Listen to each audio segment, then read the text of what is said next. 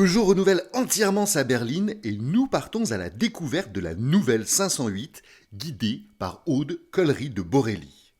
Tout d'abord, quelles ont été les motivations ?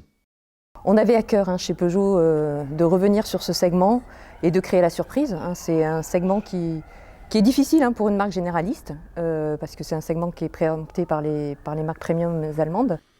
Concrètement, qu'est-ce qui change par rapport à la devancière ? C'est essentiellement dans sa morphologie qu'il y a eu des partis pris très forts. C'est une voiture qui est beaucoup plus compacte, elle fait 8 cm de moins que la précédente. C'est aussi une voiture qui est plus basse, elle fait 1,40 m, donc 5 à 6 cm de moins que la 508 actuelle.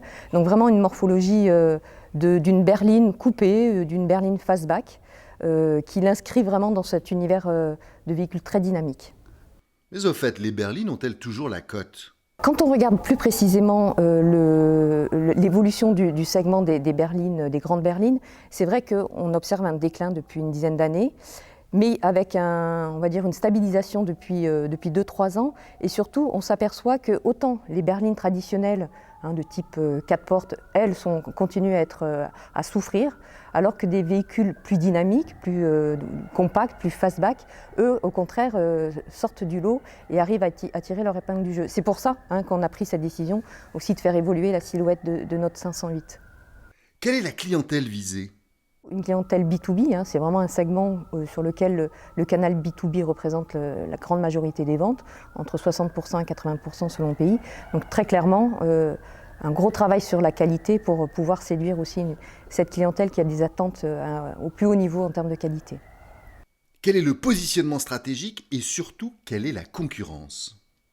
En termes de valeur résiduelle, on ambitionne vraiment d'être au plus haut niveau pour pouvoir être compétitif en termes de loyer.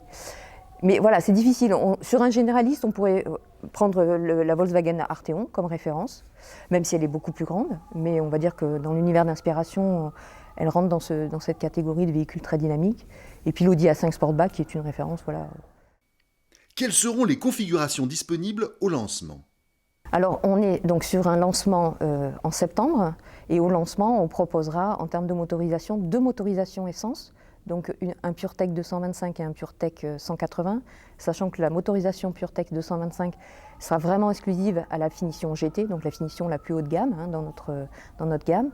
Et en diesel, nous proposons 3 motorisations de 130 à 180 chevaux associées à la boîte automatique EAT8, le Blue HDI 130 étant lui proposé avec la boîte manuelle. Compte tenu du look et des attentes que suscite la nouvelle 508, il est difficile de masquer son impatience d'en prendre le volant.